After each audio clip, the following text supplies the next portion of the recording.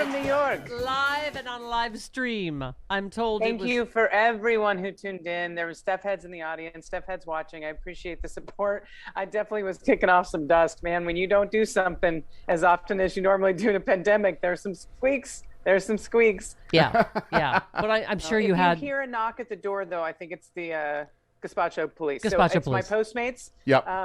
I think that we're actually now have to call them soup Nazis, apparently, because that's exactly what I think the Gazpacho police would be. I wouldn't worry about being rusty. You are the consommé professional. You know what I'm saying? Because that's another soup joke, ladies and gentlemen. Oh, and these, you do remember when Trump was like, these toilets, you have to flush them 4 or 5 times. Well, apparently when they're full of paper, classified documents, flush them 4 or 5 times. Yes, exactly. Oh my God, Dana. Can you, I mean, the news today. I mean, really. It's the Onion is like, you are putting me out of business. The Onion can't write these articles because it doesn't sound real. Is it a coincidence that my Stephanie Miller Show t-shirt just arrived? I will die mad. Hillary 2016. I recall a thing about something classified, something documents, something emails about quiche or matzo balls. I don't remember what it was about. But right. Oh my God. Yeah. Oh my God. They're just such unbelievable hypocrites. Just completely silent about this. And this is obviously we were laughing about is the archive's going to be the thing that brings him down. But this is why they referred to DOJ because it was classified information in these documents. Anyway. Whatever it is that can bring him down. Alice and Gil made me laugh. She's like, I wonder if it took him so long to tear it up because his hands are so tiny. Right. the little doll hands. Right. Oh my God. Oh my God. But that's also how he gets the really tiny pieces. Yeah, this is from the archives officials suspected Trump had possibly violated laws concerning the handling of government documents, including those that might be considered classified, and reached out to the Justice Department. So I don't know. Dana, at this point, we'll take anything that brings him to any degree of justice. Anything. I don't care if he's got too many speeding tickets at this point in his golf cart. Just arrest the. All right. Just Goodness arrest the guy. gracious. Okay. Just arrest the guy. Golly. Yes. Oh, golly. I'm in New York. It brings out that part of me, right? Oh my God. So Peter Navarro has been subpoenaed, right? The crazy town.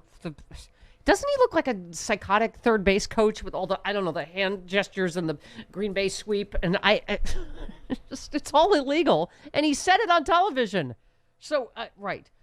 He replied with a crazy letter, as he does. He said, as the domestic terrorists running the January 6th partisan witch hunt are well aware, President Trump has invoked executive privilege. It's not my privilege to waive. He went on to claim that he was against the violence that occurred at the Capitol and accused it of Nancy Pelosi. It's her fault, obviously. Of course. Okay. The letter to him says in an interview, Mr. Navarro reportedly added that President Trump was on board with the strategy, as were more than other 100 members of Congress. Right. He also released the Navarro report, which was a bunch of, hooey. Crazy, easily debunked nonsense about voter election fraud, etc. So but here we go, right? And what's the Rudy Giuliani? Oh my God.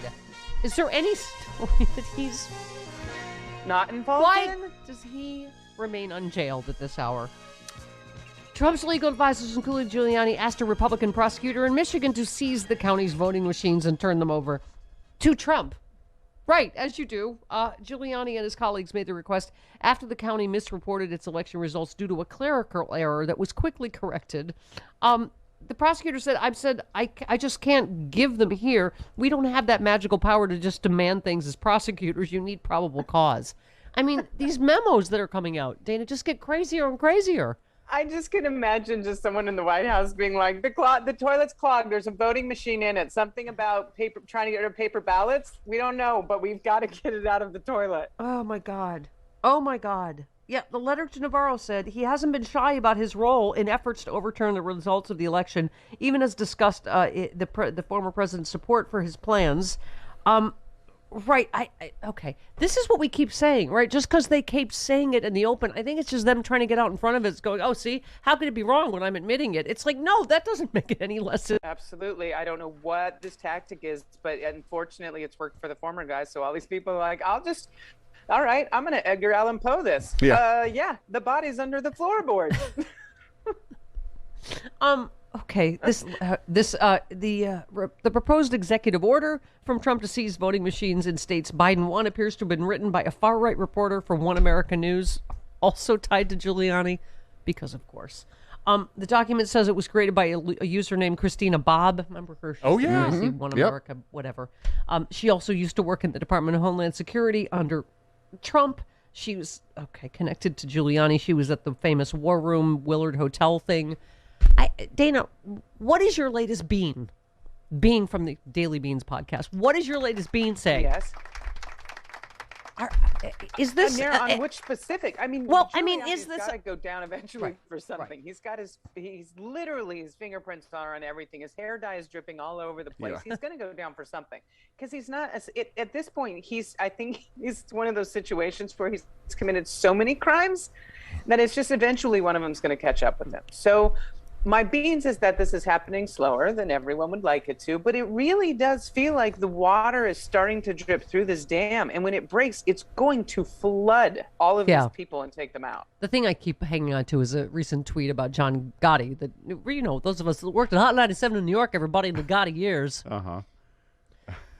He was the Teflon Don. It was the same thing. We would all go, how is he getting not in prison yet, blah, blah, blah. But then they said when justice came, it came all at once, and he died miserable in prison. Exactly. Teflon pans, it may not, flake off, but eventually you just throw the whole damn pan out because you can't use it anymore. Yeah. So hopefully that's what happens. Yeah. It might not have been the best analogy, not a funny joke, Well, but hey, we were on Teflon, so that's where we went. Well, and you eat bits of the Teflon as it flakes off into your food. Oh. Uh-huh. Ew. That's how we all die. Thanks Yeah, for exactly. That's how we're dying. Wow, Travis is really in a dark. Everyone went We're all real gonna dark. die Okay. caucus. I Travis just has tried to joined get the rid we're all of the gonna. pan.